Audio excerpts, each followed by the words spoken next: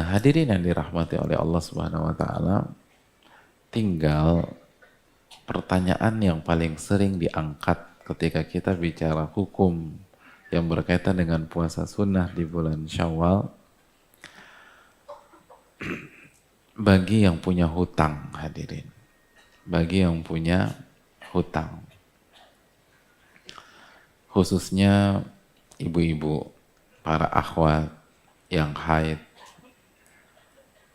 atau yang mungkin sakit, atau mungkin safar beberapa hari pada Ramadan kemarin, sehingga dia punya hutang. Apakah pertanyaannya, kita bayar hutang kita dulu, atau kita boleh puasa 6 hari di bulan Syawal, lalu setelah itu bayar hutang kita, hadirin yang dirahmati oleh Allah. Menurut antum bagaimana?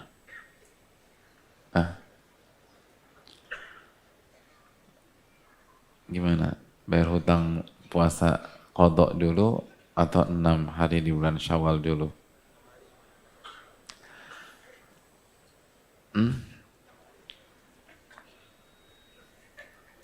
Jawabannya apa?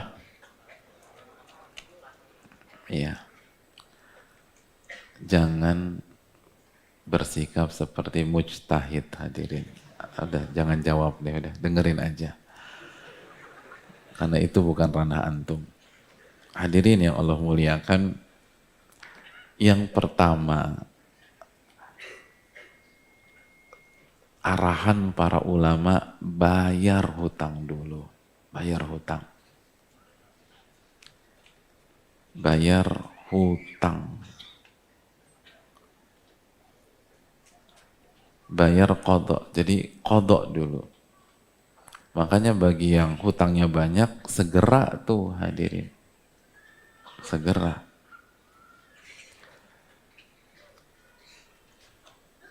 Kenapa demikian? Karena yang pertama, kaedahnya wajib lebih didahulukan daripada sunnah. Wajib lebih didahulukan daripada yang sunnah. Karena ibadah wajib yang paling dicintai oleh Allah. Wa ma taqarraba ilayya 'abdi bi syai'in ahabbu ilayya mimma aftaradtu 'alaih, dalam hadits qudsi. Tidak ada satupun amalan yang dikerjakan hambaku dalam rangka mendekatkan diri kepadaku yang lebih aku cintai daripada amalan yang aku wajibkan kepada dia. Wajib lebih utama daripada sunnah. Jadi wajib duluan. Alasan yang kedua, hutang puasa sejatinya punya hutang kepada Allah. Dan hutang kepada Allah lebih dinomorsatukan. Sebagaimana hadis Bukhari Muslim, wa dainullah ahaqqu an yuqda. Hutang kepada Allah lebih berhak untuk dibayarkan. Itu alasan yang ketiga, ini arahan dari banyak ulama, dari para sahabat, seperti nasihat dari Abu Hurairah dan nasihat dari Aisyah radhiyallahu taala anhuma. Abu Hurairah mengatakan, mulailah dengan hak Allah, lalu silakan berpuasa sunnah sesuka hati Anda. Itu nasihat dari Abu Hurairah sebagaimana dibawakan oleh Al-Imam Abdul Razzaq dalam kitab Musannafnya. Dan begitu juga dengan Aisyah. Aisyah mengatakan, jangan berpuasa sunnah sampai Anda membayar hutang puasa kepada Allah. Dan riwayat ini pun juga dikeluarkan Al-Imam Abdul Razzaq dalam kitab Musannaf. Jadi arahan dari sahabat itu bayar. Atau sebagian sahabat yang riwayatnya bisa kita temukan, itu bayar dulu. Alasan yang berikutnya jamaah sekalian, oke, bayar kan bisa ditunda Ustadz sampai Sya'ban. Betul.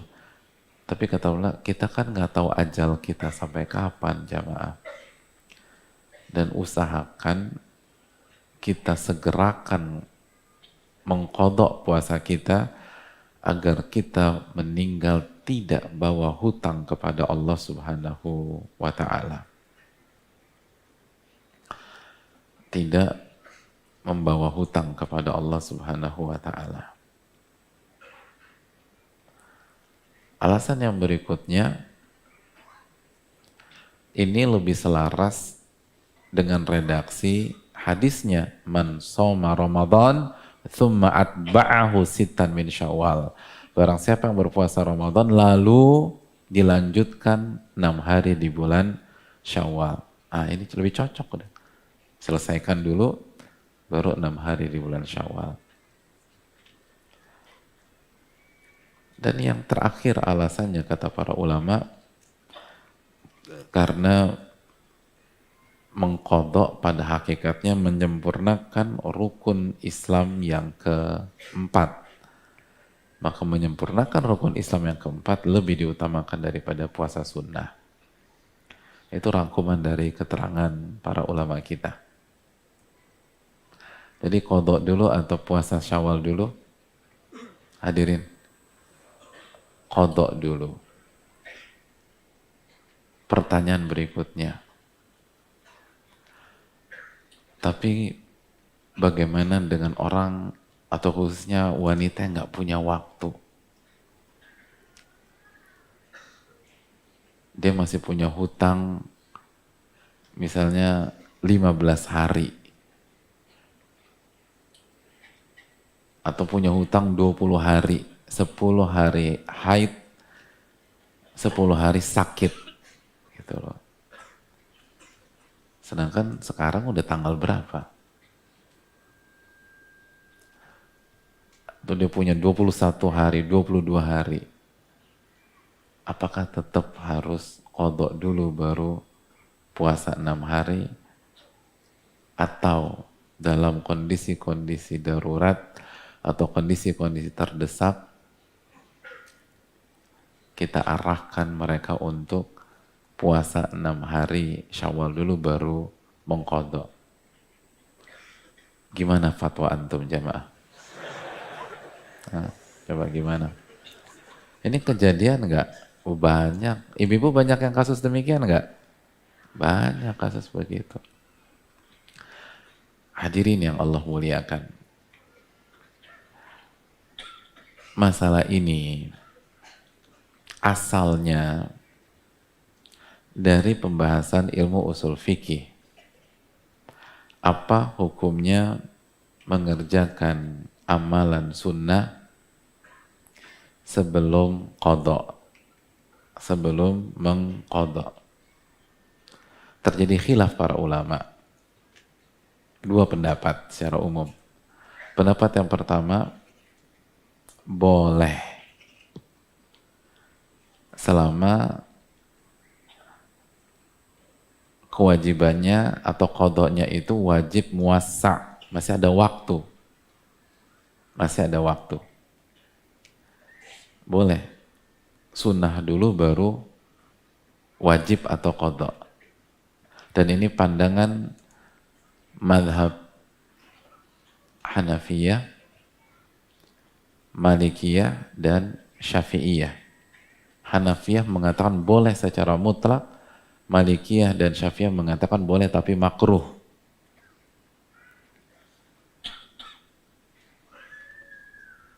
Dan pendapat yang kedua adalah pendapat Hanabilah. Hanabilah mengatakan nggak boleh. Harus qadha dulu baru sunnah. Harus qadha dulu baru mengerjakan amalan sunnah. Dan wallahu ta'ala dengan keterbatasan ilmu saya, yang lebih kuat adalah pendapat jumhur para ulama. Pendapat yang pertama, boleh dengan syarat masih ada waktu mengerjakan yang wajib. Jadi dengan syarat kalau kita mengerjakan yang sunnah tidak membuat amalan wajib itu terlalaikan. Atau dalam bahasa ilmu usul fikih, wajibnya wajib muwassa'. Dan contohnya banyak, dalilnya banyak. Dalilnya adalah, Ana tanya sama antum, selama ini setiap hari, antum mengerjain sholat zuhur dulu atau qobliyah zuhur dulu? Susah ya pertanyaannya. Kadang-kadang saking gampangnya pertanyaan kita justru jadi mikir, jangan-jangan jebakan Batman nih. Gitu. Hadirin semua sepakat, qobliyah dulu namanya juga qobliyah. Dan qobliyah hukumnya apa? Sunnah. Ini menunjukkan ada dalam syariat kita, sunnah dulu baru wajib. Padahal begitu adzan zuhur dikumandangkan atau zawal terjadi dan adzan zuhur dikumandangkan, maka masuk waktu yang wajib, 4 rakaat wajib. Tapi kita kerjakan qobliyah dulu. Jadi sekali itu menunjukkan bahwa boleh sunnah dulu baru wajib. Bisa dipahami hadirin? Nah, itu masalah pertama. Jadi yang rajih adalah pendapat mayoritas para ulama, boleh sunnah dulu baru wajib. Berarti boleh nggak sunnah 6 hari Syawal dulu baru qada? Sabar dulu hadirin, tenang. Banyak para ulama mengatakan masalah 6 hari di bulan Syawal ini unik.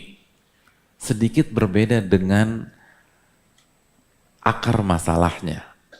Akar masalahnya tadi apa? Sunnah dulu baru wajib. Kenapa demikian? Karena redaksi hadis Nabi SAW. Man shoma Ramadan thumma atba'ahu sittan min Syawal. Barang siapa yang berpuasa Ramadan lalu ia lanjutkan 6 hari di bulan Syawal. Makanya seperti Al-Imam Muhammad bin Shalih Al-Utsaimin, beliau mengatakan hukum akar masalah sunnah boleh didahulukan daripada yang wajib. Oleh karena itu, kita boleh mengerjakan 6 hari di bulan Syawal sebelum qadha. Tapi untuk mendapatkan pahala 1 tahun, harus qadha dulu baru 6 hari di bulan Syawal. Saya ulangi, kata beliau, kenapa sih? Antum udah langsung paham? Kalau langsung paham, saya lanjut nih. Enggak kan? Wong, antum tatapannya penuh misteri begitu, makanya saya ulang. Jadi kata Al-Imam Muhammad bin Shalih Al-Utsaimin, ini kasus unik. Secara akar masalah ya, sunnah boleh didahulukan dari yang wajib. Maka 6 hari bulan Syawal boleh dikerjakan sebelum qadha. Tapi dia nggak dapat pahala 1 tahun. Untuk dapat pahala 1 tahun harus qadha dulu baru 6 hari di bulan Syawal. Kenapa? Karena zohir hadis tersebut, barang siapa yang puasa Ramadan lalu ia lanjutkan dengan 6 hari di bulan Syawal, maka dia mendapatkan pahala 1 tahun penuh. Dan mereka mengatakan bahwa orang yang masih punya hutang tidak bisa dikatakan telah puasa Ramadan. Karena masih punya utang. Berarti nggak masuk ke hadis tersebut. Hadis itu kan berbunyi, barang siapa yang puasa Ramadan, lalu 6 hari di bulan Syawal. Jadi harus dibayarkan dulu qadanya baru 6 hari di bulan Syawal. Inilah pandangan pertama. Dan banyak ulama Hanabilah. Di antara ulama kontemporer, Syekh Utsaimin fatwanya seperti ini. Syekh bin Baz seperti ini. Lalu Syekh Sa'ad Khotlan seperti ini. Syekh Sulaiman Ruhaili fatwanya seperti ini. Syekh Sa'ad Satri fatwanya seperti ini. Hanya saja sebagian ulama, dan ini bisa dikatakan mayoritas ulama, membolehkan 6 hari Syawal dulu sebelum qadha dan tetap dapat pahala 1 tahun. Kenapa? Karena dalil mereka yang pertama, mereka tetap menyamakan kasus ini ke akar masalah yang tadi kita bahas. Yang sunnah boleh didahulukan dari yang wajib selama tidak menyia-nyiakan yang wajib. Dan waktu mengqadha masih panjang sampai Sya'ban. Itu alasan pertama. Alasan yang kedua, hadis Aisyah radhiyallahu taala anha, hadis Bukhari. Kana yakunu alayya, so saya punya hutang puasa Ramadan, kata Aisyah. Dan saya fama astati an aqdiya illa fi Sya'ban. Dan saya tidak mampu membayarnya kecuali di bulan Sya'ban. Dalam riwayat lima kani Rasulullah SAW, karena menjaga urusan-urusan Nabi SAW. Jadi Aisyah mengqadha puasanya di bulan apa? Sya'ban. Kata banyak para ulama, Aisyah qadha di bulan Sya'ban. Itu berarti beliau puasa 6 hari di bulan Syawal sebelum mengqadha. Beliau mengerjakan puasa-puasa sunnah lain sebelum mengqadha. Bisa dipahami alur pembicaraannya?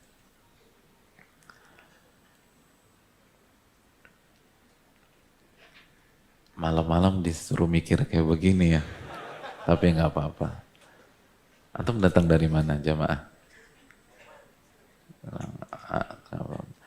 Antum datang dari rumah antum kan, bukan datang dari Purwokerto kan? Ya udah nggak apa-apa. Hadirin yang dirahmati oleh Allah. Jadi kata mereka, sekali lagi fokus karena masalah ini ditanyakan terus, biar antum tahu duduk masalahnya. Nggak mungkin lah sekali Aisyah nggak puasa sunnah, tidak puasa sunnah. Testimoni beliau mengqadha di Sya'ban, itu menunjukkan beliau puasa 6 hari Syawal sebelum qadha, puasa Asyura sebelum qadha, puasa Arafah sebelum qadha. Dan beliau adalah orang yang mencari pahala. Kalau nggak dapat, nggak mungkin beliau mau seperti itu. Itu menunjukkan 1 tahun penuh itu pun dapat kalau kita mengerjakan sebelum qadha. Bisa dipahami? Kuat nggak dalilnya? Tapi dibantah lagi sama sebagian ulama. Ini nggak selesai-selesai nih kajian kita nih.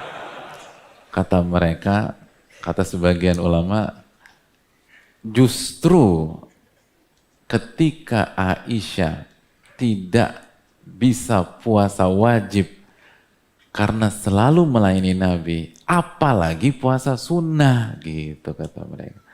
Maka mereka sebagian ulama memberikan sebuah kesimpulan, Aisyah tidak pernah puasa sunnah ketika Nabi SAW hidup pada saat beliau mengqadha puasa Ramadan di bulan Sya'ban. Yang wajib aja beliau nggak sempat kecuali di Sya'ban, apalagi yang sunnah. Yang wajib aja beliau nggak berani, apalagi yang sunnah. Gitu. Semakin bingung. Tapi dijawab lagi oleh sebagian para ulama. Kata mayoritas ulama, kata siapa Aisyah nggak pernah puasa sunnah? Aisyah pernah. Aisyah puasa sunnah juga. Dan ada riwayatnya. Ada riwayat beliau puasa Arafah. Dan riwayatnya dikeluarkan Imam Malik dan dikeluarkan Ibnu Abi Syaibah dalam Musannaf. Aisyah puasa Arafah. Itu menunjukkan, bahkan sebagian ulama mengatakan Aisyah puasa Asyura juga. Itu menunjukkan beliau pun puasa 6 hari di bulan Syawal. Karena kalau Arafah puasa, apa bedanya dengan 6 hari di bulan Syawal? Dan belum tentu seorang istri yang tidak bisa puasa wajib karena ngurusin suaminya, beliau otomatis nggak bisa puasa sunnah. Karena puasa sunnah lebih fleksibel. Puasa sunnah bisa dibatalin. Puasa wajib kan nggak bisa dibatalin. Dan yang terpenting Aisyah, sebagaimana diriwayatkan Al-Imam Ibnu Syaibah, lalu diriwayatkan Imam Malik, berpuasa sunnah sebelum beliau mengqadha. Kalau tidak mendapatkan pahala 1 tahun, nggak mungkin Aisyah mau melakukan itu. Beliau adalah istri beliau Nabi, dan Nabi akan kasih tahu, jangan begitu Aisyah, nggak dapat loh 1 tahun. Itu menunjukkan bahwa insya Allah bisa. Ditambah lagi, dalil yang ketiga mereka, hadis yang tadi kita baca, hadis riwayat Imam Ahmad, man shoma Ramadan fasyahrun bi asyrati asyhur. Barang siapa yang puasa Ramadan, 1 bulan seperti 10 bulan. Dan barang siapa yang berpuasa 6 hari setelah Idul Fitri, sempurnalah 12 bulan. Itu menunjukkan, kata para ulama, bebas mau full atau dikodok, yang penting intinya Ramadan digabung dengan Syawal, jumlahnya jadi 1 tahun. Mau Syawal duluan atau kodok duluan, itu bebas. Makanya hadis Muslim itu dijawab bahwa kalimat man shoma Ramadan thumma atba'ahu sittan min Syawal, barang siapa yang berpuasa Ramadan lalu dilanjutkan dengan 6 hari bulan Syawal, dalam ilmu usul fikih mereka katakan yajri majral ghalib, itu untuk keumuman dan mayoritas orang yang puasa Ramadannya full. Itu hadis itu untuk mayoritas orang. Adapun yang haid atau yang sakit, silakan dia qadha baik sebelum 6 hari atau setelah 6 hari, nggak masalah. Itu poinnya hadirin. Pusing? Kita nggak pernah loh bahas masalah fikih di sini. Ini mungkin baru kali ini kita bahas fikih agak panjang. Itulah yang dikatakan Imam Qatadah, man lam ya'rifil khilaf lam yashummal fiqha bi anfih. Barang siapa yang nggak ngerti perbedaan para ulama, dia belum mencium aroma fikih dengan hidungnya. Belum pernah cium tuh. Nggak ngerti fikih sama sekali. Ya fikih begitu hadirin sekalian, di mayoritas kasus dan masalah. Jadi walau ta'ala bisawab, dan ini sekali lagi jumhur para ulama, lalu di antara ulama kontemporer yang mengatakan boleh, seperti Syekh Khalid Muslih, menantunya Syekh Muhammad bin Shalih Utsaimin, lalu Syekh Farkus juga membolehkan, lalu Syekh Muhammad Mukhtar Shinkiti, ulama fikih dari mazhab Malikiyah, itu pun juga membolehkan dan dapat pahala 1 tahun puasa. Jadi kesimpulannya, sebisa mungkin kita qadha dulu baru 6 hari di bulan Syawal. Tapi kalau memang nggak bisa, waktu mepet, karena ada alasan A, alasan B, alasan C, silakan 6 hari Syawal dulu baru qadha. Dan ini pandangan mayoritas para ulama. Jadi bukan pandangan yang diremehkan, ini mayoritas para ulama, dan banyak para ulama-ulama yang kuat juga merajihkan pendapat ini. Dan di antara dalil yang mudah antum pahami, hadis Aisyah, dan menunjukkan Aisyah puasa sunnah sebelum qadha. Lagi-lagi ini yang saya rajihkan dengan keterbatasan ilmu saya, bisa jadi keliru. Ya, kesempurnaan hanya milik Allah Subhanahu wa taala. Tapi itulah keterbatasan ilmu yang saya punya. Wallahu taala alam. Jelas hadirin sekalian? Ya. Udah bilang jelas aja daripada dilanjutin sama Pak Ustadz. Saya tambah pening. Yang penting kesimpulannya boleh kan Pak Ustadz, gitu kan. Kalau jamaah kan gitu udah deh. Pening saya nih, ya Allah, masalah udah banyak. Pembantu belum pulang. Terus disuguhin kayak beginian gitu. Gitu Allah taala alam.